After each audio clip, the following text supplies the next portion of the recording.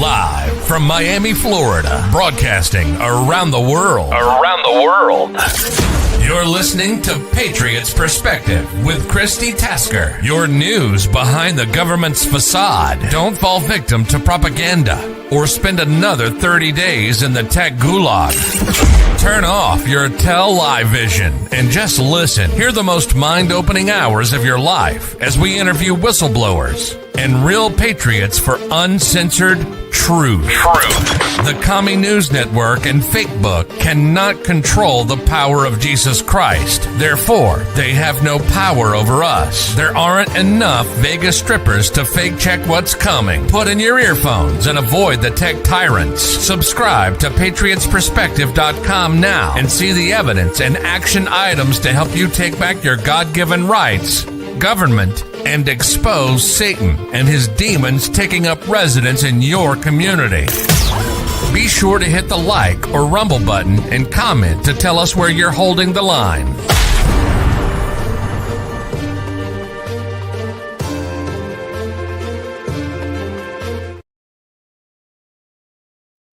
Hello, everybody. Welcome back to Patriots Perspective. I am Christi Tasker, the propaganda destructor. And you know what the media loves more than anything is propaganda, propaganda, propaganda. Well, guess what? My guest today, they have really gone to the nth degree trying to destroy her reputation with propaganda, from trying to destroy her business, her life. And I welcome Gina. Gina is a free, pardoned woman now. The last time we interviewed you, you were like, I was going to say, the last time we interviewed you, you were actually getting ready, I think, to go to prison. So yes, we've got to talk about all of that because we just aired the episode from 2023 when I started interviewing all of you. Yeah. And by the way, every time we would get a strike online, we would get taken off of Facebook, taken off of YouTube. But we just kept coming back. And guess what? We backed up those videos, or the majority of them, and we are trying to re-air them and replay them simultaneously when we're going to have you on so that our audience can go, wow, okay, they can tune in for part 2. So if you are tuning in right now, we are not going to rehash the entire story. We have about 30 minutes to pick up what happened to Gina, after the insurrection, after Gina went to prison. Tell us about your journey in court, from court to prison. Some of the things you have not been able to speak about now. Basically, what they did was they had taken me for 2 months. They put me in solitary confinement. I made bail in Los Angeles. This was in 2021, sorry. So I did make bail and I went to go pay the bail. As I went to go pay the bail, they said, surprise, Washington revoked your bail. So from there, they locked me up and I was incarcerated for about 2 months. They lost me. They flew me around the country. There's an article in Politico. It said, where is she? The judge is like, where is she? And the prosecutor's like, we dropped the ball. So I was so sick and so deprived of sunlight, of food, of family, that when I got out, I was let out in Oklahoma on my own recognizance. Now, the attorney who took my case through my family took advantage of my family, took advantage of me during a time of weakness. He had worked for my sister-in-law's cousin. I don't know if you're familiar with the movie Point Blank, but he represented one of the bank robbers that was involved in a bank robbery. Okay. And he got him off for maybe 3 years, I believe. And he would have got 30. But he was involved in a murder, armed robbery, and that he got 3 to 5 years. But the thing is, he was not the correct lawyer for me. But everybody was in such a state of panic, and my family didn't hear from me. And they were saying that I was named in the death of a police officer. So my family was panicking. So they asked my son to liquidate my stock, and my son did. And I really do understand that. They were scared because I'm the only one who always had my money saved and put aside for a rainy day. So they gave him $25K. And even when he retained me, he retained me. He never contacted me. He sent me a letter threatening me in jail saying, if you don't want me, you let me know. Your family hired me. It wasn't the family, it was my money. If you don't want me, you let me know. If you broke anything, you're in a lot of trouble. If you damaged anything, you're in even more trouble. If you hurt anybody or had weapons, you're in a lot of trouble. So you better tell the truth and nothing but the truth. So the letter was so negative. I was so scared just by that letter alone. There was a phone number on the letter, and I tried to call. He never once got in touch with me the whole time I was in jail. That was 1 month after being incarcerated. So after 1 month, they got me in the middle of the night, and I thought, hey, maybe this guy got me out. They took me in the middle of the night on first buses, sitting in buses in San Diego, then waiting for the airplane, and then getting on Con Air, getting let out in Texas, only to get back on the plane to go to Oklahoma, where they left me for 1 month. Wow. So the judge was like, where is Miss Bisignano? And the prosecutor's like, we dropped the ball. So I needed a hearing so I could get out of there because I had COVID from them flying me around from the stress. But he kept canceling the hearings because he had other things to do. Come to find out, he had just been married to a young girl. He wasn't interested in helping me. He was interested in his new life. And he's like almost in a stage where he would be retired. So he's had such an uppity head and such a high ego that he really didn't even bother. He just wanted the cash. Then I found out he hated Trump. Okay. And so he finally made a hearing for me. And not once did he contact me. This is your attorney. This is your attorney that we're speaking about. Chuck Peruto. Because it's almost like you're talking when you're talking about this. It's almost like a judge didn't want to have a hearing. I mean, so here you are in a bind. Your stocks have been emptied. You bought this guy who doesn't even want to show up for you. No, he never did, Christy. Wow.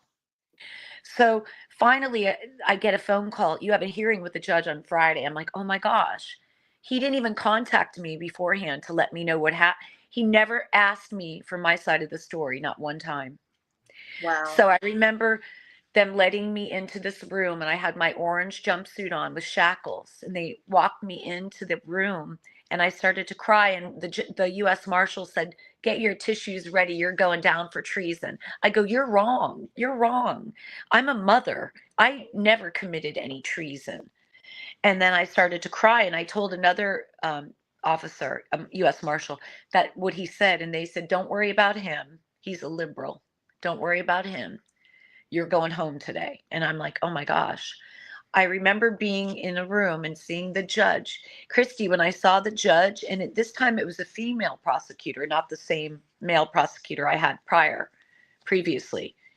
And I remember getting a feeling of warmth and comfort because I said, he looks like a godly judge. Like I felt content with this judge and I wasn't afraid. I was like, I feel like he's a godly man.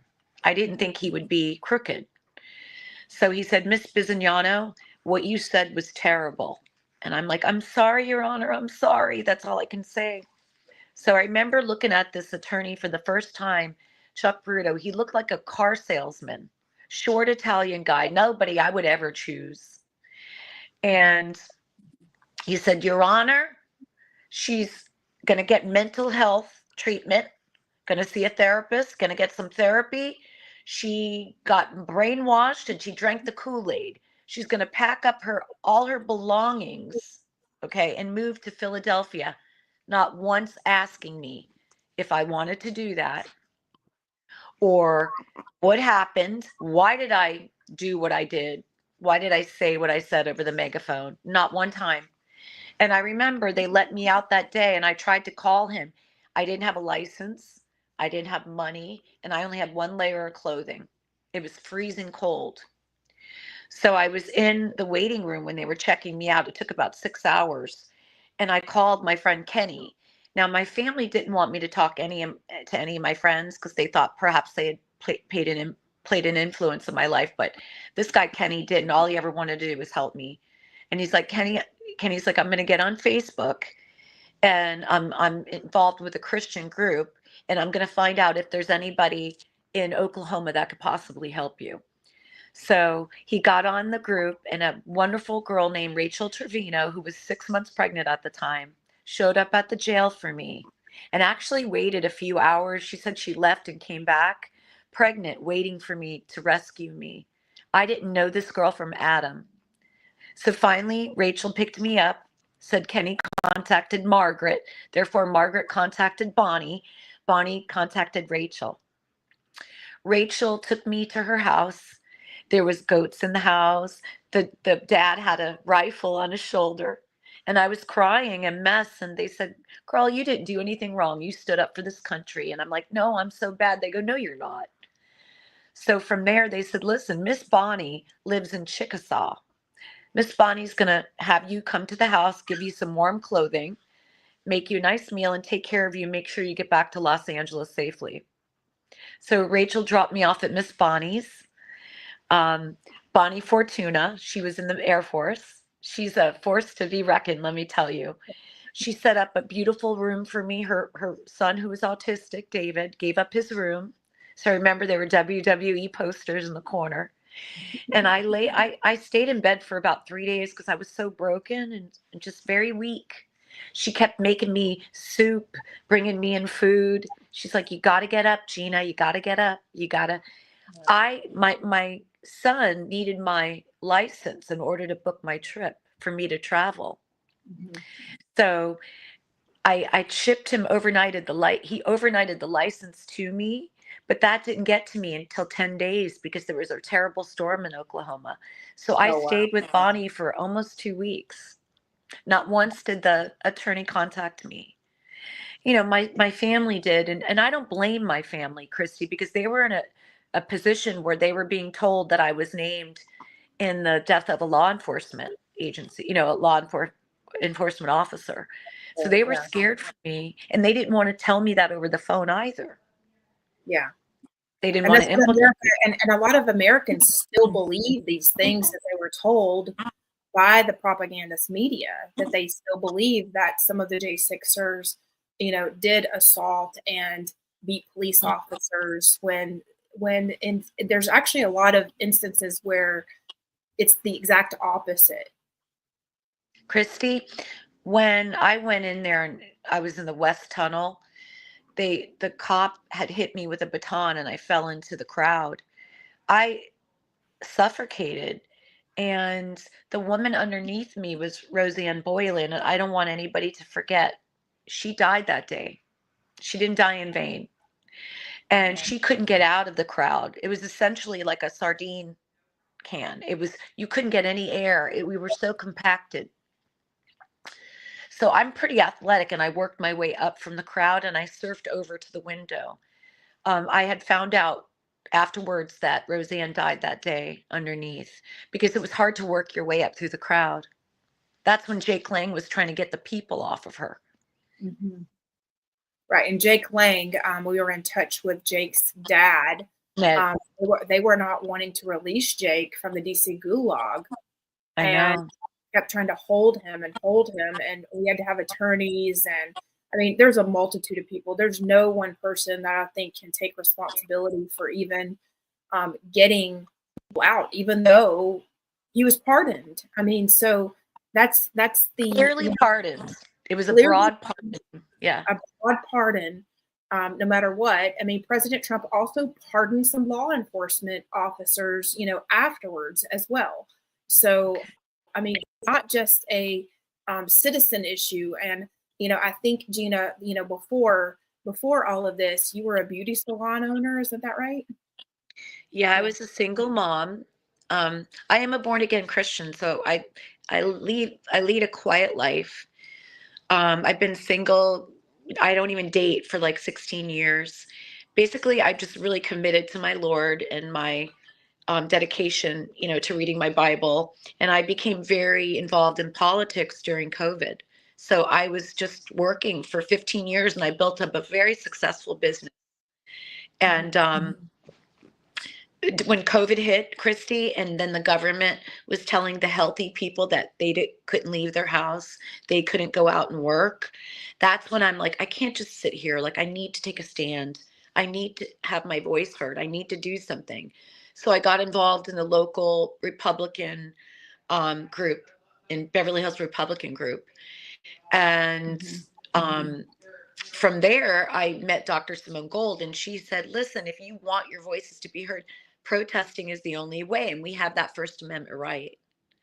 And that's what led me to going to the Trump rallies on Saturday and then meeting a model influencer asking me, hey, would you like to go to Washington? You're quite a force, and we would like to have you go to Washington in support of President Trump. Because, of course, we know I support the president. So she said, and also we would like to have you invite some friends. So I invited about 20 friends with me. And that was in November. And that was the Stop the Steal rally. And I loved it. And I had such a great time. I made so many friends. I ended up going back in December. That was the MAGA Million Man March. Remember the MAGA Million? Yeah. And there was so many. Yeah. And then again in January, I had been sick with COVID, and I was like, no, I'm not going to go again in January because we had the election stolen from us. I was just not feeling good during that time. And I remember reading on Twitter or Facebook, January 6th, be there, it'll be wild. And I'm like, when I heard President Trump, when I read his words, I was like, I'll be there. I'm like, okay, I got to get out of this slump.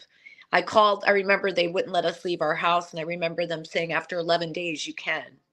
So it was 11 days and I was free to travel. And January 6th, I got a ticket and I went by myself and I stayed at the Hampton Inn. And that's what led me to January 6th. Yeah. And I mean, just, because a lot of people think that, either you were a paid operative or that, someone had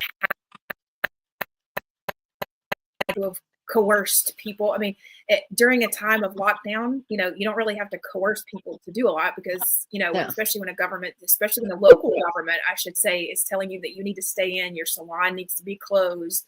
The activators start to activate and you realize, holy crap, this is communism 101. Right. And Marxism, 100%. Yeah, Marxism, absolutely. So whatever, and being a fascist. I mean, so it's whatever the left has done is exactly what has been done to us. It is actually called, let me actually make sure people know this because this is a very interesting read if you have not already read it.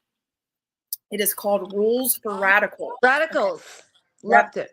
It's the Saul Alinsky Rules for Radicals playbook. It's always accuse your opponent of what you yourself did. That's what Obama fashioned himself around. And also Saul Alinsky, Kamala Harris. Yes. Okay. And Hillary Clinton's mentor. That was their mentor. Saul Alinsky. Yep, exactly. So even now, in the GOPs, from what I hear, there are a lot of people from the Hillary Clinton camp that are utilizing these rules for radicals. I mean, they are literally still using them to this day, to this very hour. So it is hard to know who to trust, what to trust. Can you imagine the trajectory of this country had Camilla been? So, well, we know she wasn't elected. She was selected. Right. If the cheating prevailed this time, can you imagine the trajectory of this country? I would go to jail. It wouldn't matter to me. That's why I took the chance of keep delaying. I think we would all be there anyway. I mean, realistically, as we would all be there anyway, because they find a way to put every voice, no matter what color your skin is. They first of all go for race and gender. And then it's based on your belief, whether it's your religious belief, your political belief. And I do believe this was all a test. And I do believe that they still have operatives out there trying to divide and conquer within either the party or based on values. It's like, okay, why hasn't, there being unity within a specific party. I can't, they see past this playbook. I mean, when we know that it exists, the rules It's were the out of. woke ideology. I don't think there's any reaching those people. What we have to do is we have to, as regular citizens, read the book, know who wrote it, who made these people, and start to realize, like, hey, when you hear something, you may have to do a little bit of research. You may have to ask the person themselves the question of, hey, did you do this, this, and this? Because, I mean, there are things, there are people online being defamed that are their reputations being scarred. They're being bullied. They are being harassed. And it's a constant don't give up, because these people are, we're the ones with the cameras. We are the ones that are smart enough to cameras with us. And we do tell what we've done because we have nothing to hide. Nothing to hide. Yeah, there's nothing to hide here. Christi, a lot of people they would. I remember when I did get out of jail, people were calling me names, and this girl Shiva got online. She was supposed to be a patriot, but she didn't want to go to January 6th because she said that she had her own rally. She tells everybody now that the Holy Spirit, she's a charismatic, and she thinks that like she has control and she has the power. She doesn't give the Lord any of the credit. She takes it upon herself and said, the Holy Spirit told me. And I'm like, no, you didn't go because you didn't have the money and you wanted to watch a rally here. So she went online saying she's such a see you next Tuesday. She spoke with the feds. Of course I'm going to speak with the feds. I had 25 FBI agents surrounding me. I have nothing to hide. Why wouldn't I talk to the feds? What did I have that could possibly ever harm anybody? We went there to use our First Amendment. We were assaulted from the moment they opened those doors. I have nothing to hide. Yeah. They tried to brainwash me, though, and they tried to break me down. And they told me if I testify, they subpoenaed me. I said, I'm not going to testify. They go, if you don't, you go to jail. So when I went up on that stand, I made it clear that the defendant, was a good citizen. Ed Battalion, he was trying to grab people off the window, prevent people from breaking windows. And he wanted to go to law enforcement to get ahead of the game. He said, we need to contact FBI and tell them about all the people in the crowd that were assaulting us. I was bear sprayed like 6 times that day. Yeah. And I mean, so if there is an assault, and that's the case. I mean, you can even hear a lot of the people that were accused. I was actually reading because I was going through the list of people that are still remaining in jail as of yesterday. I want to say around 12 or 2 o'clock yesterday. There was a guy named Jason Tasker, and I was trying to read through his case. Obviously, it caught my eye because it's my last name. I mean, I have no relations with him. I don't know who he is. But when I was reading his case, it's like there was photographs that don't even look like him. They're saying like he changed his jacket, he did this, but no matter what, there are 4 misdemeanors and the guy's been in jail for like 4 years. That makes no sense. It's like, okay, so what else did he do? I'm like looking, going, what else did he do? Because even if he had 4 misdemeanors, he would have served out every single, because you can only have a misdemeanor. The maximum jail time is 364 days per misdemeanor. So if he served 4 years, he's already overserved. Wow. So I have a question regarding that. I don't know everything about his. I mean, I'm just saying, I just read the brief that was signed by the judge, because that's what they prosecuted him on. Oh, is that your baby? What about Jeremy Brown? A Purple Heart, Green Beret? Yeah. He didn't do anything either. And they actually were trying to get him to turn on the Patriots, and he wore a wire and he reported them. They were trying to get him, infiltrate him and have him turn on President he did Trump. the opposite. Yeah, he did. Yeah. He did the opposite. Yeah, exactly. And they tried to bully me. We've only got like 5 more minutes. So I want to make sure that people know. So after they transported you around everywhere, they literally lose you. Yes. you end up going through, you told me that tell people what they did when they lost you. They were flying you through the air. Talk a little bit about that. So I remember first, when they initially got me, I thought, oh, I'm going home. We just paid this huge retainer for this attorney. But no, he canceled the hearings because he was busy.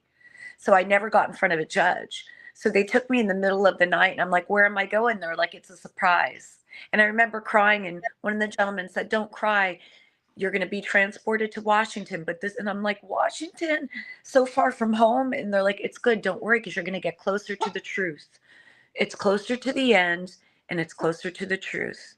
And just hang in there and trust in God. You have faith in God. Just trust in the Lord. Without Psalm 91 going through my head and without my faith, I probably would have killed myself. I would have, during all the persecution afterwards as well. And I would have been in jail had I not fired my attorney and delay by letting the judge know I was under extreme pressure, and they bullied me into telling lies that I did not tell. They wanted me to. And did the attorney ever give any of your retainer back? Did you ever get any of No. your retainer? He took $75,000 cash because he didn't accept credit cards. And essentially I'm down to nothing now. So I would love to rebuild myself. I've been on house arrest, home detainment for 4 years. I just cut my ankle monitor off yesterday. Wow. And I could not leave my house unless I had permission from my PO officer, and he saw an email from a client requesting me. And I could only go to the office on South Beverly. So for 4 years, I've had no social life, no parties, no friends anymore, because nobody wanted to hang out because I couldn't do anything. Right. Well, you couldn't do anything. I have no friends.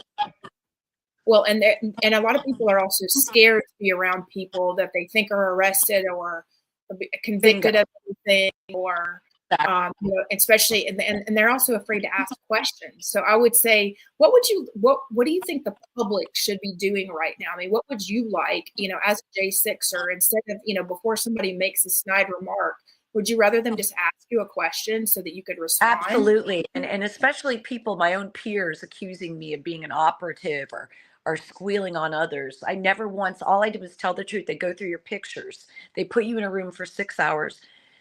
Trust in the Lord. My trust is in the Lord, and everything I do, I pray. And I only do things if I feel that it would represent him, my Father in heaven. So I think that they need to really do some research, look into Pizzagate, because that's really what got me into this. Read some history about all the things that President Trump has done for the minorities. And then just, again, take a look around. Look at the inflation during Biden's, look at the open borders, Lake and Riley, God rest her soul, the murders, the blood on Joe Biden's hands, that little 12-year-old Jocelyn during their catch and release, how they captured the Venezuelan gang members. Take a look at some stories about what happened during this terrible Biden regime before you start blaming us for wanting to take a stand against a tyrannical government. And that's all we did, was practice our First Amendment right. And ask me a question. Let me ask you this, Gina. Did you ever hit anybody or anything? Let's just get that out, because I mean, you're pardoned. I mean, you never hit anybody, you never broke a window, you never held a billy club, you just held the megaphone, right? Yeah. Actually, somebody gave me the megaphone. Okay. And they said they just shot and killed a girl, and the boys, nobody wants to leave. That's when I said, we need strong, angry patriots. We need gas masks. We need weapons for protection. And I said that because I was scared. We were running around like we were afraid for our lives.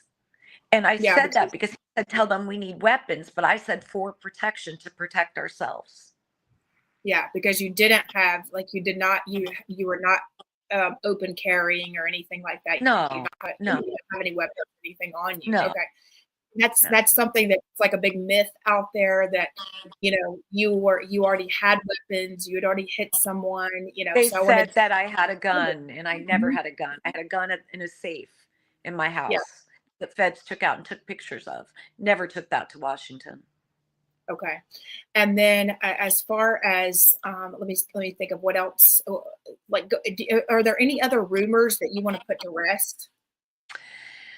Well, there's not really, I mean, they can clearly see, like, even if they read the court transcripts, I delayed. I was in trial and I was looking at 10 years starting January 31st. I don't believe my judge would have given me 10 years, but I was definitely going to serve at least a percentage of that time. What But was in the my heart, what were your counts exactly? What were your I counts? had 1512, which was dropped by the Supreme Court, trying to stop an election proceeding, treason. And then I had destruction of government property because I was standing next to somebody who broke a window. Okay, and did you know that And person? then I had 9. No. And then I had 9. Let's just get this out. Did you plan to stand next to that person? Oh, no. Did No, I never. Did you plan to stand next to the window? No, I had to go by the window. I couldn't breathe. I was Okay. forced out of the tunnel. Yeah. Yeah. So I mean, but those are things that people, you know, there is no plan, like in something like that, there is no exact plan. And there's just chaos because there are people in the crowd that were causing chaos. And it's interesting to see, we've not yet seen a J6er that was causing the chaos. We've only seen really peaceful protesters among the J6ers. Listen, I'm still looking for the people who actually caused the chaos. Because, right. What about the pipe bomber? Right. The pipe bomber is missing. The footage is missing. What about the guy who handed me the megaphone? What about the guy who sprayed me in the face with the bear spray? I don't see any of these people being held. Right. So that's something I want to leave people with. Just use your common sense. Right. We are the party of common sense. Yep. We have common sense. We have to ask questions. And Gina, I'm just going to say, people, they're so short on time. They don't have time to read transcripts, stuff like that. I wish that they did. I wish they spent more time reading court transcripts than they did actually reading the news. They would be doing us all a favor. So listen, Gina, we are going to have to sign off now. I have an interview coming up with Dr. I'm Christi. so glad we were able to get some time in together. Sure. Absolutely. Well, listen, God bless you. I'm definitely going to make sure that I have you back on. I'd love to have you back on as a co-host with some of the other J6. You're such a pleasure. Thank you so much, Christi. You're such a sweet person. I've connected with you. My heart goes out to you. I love you too. I would have been right there with you had I know. Been able to. I'm a Miami native. So I come here a lot. Well, I'll definitely want to see you before you leave. I would love that. All right, beautiful. Thank you so much. Thank you. Remember, take action. Take action. Don't let big tech win. Share this video with a friend now. Most importantly, do unto others as you would have others do unto you.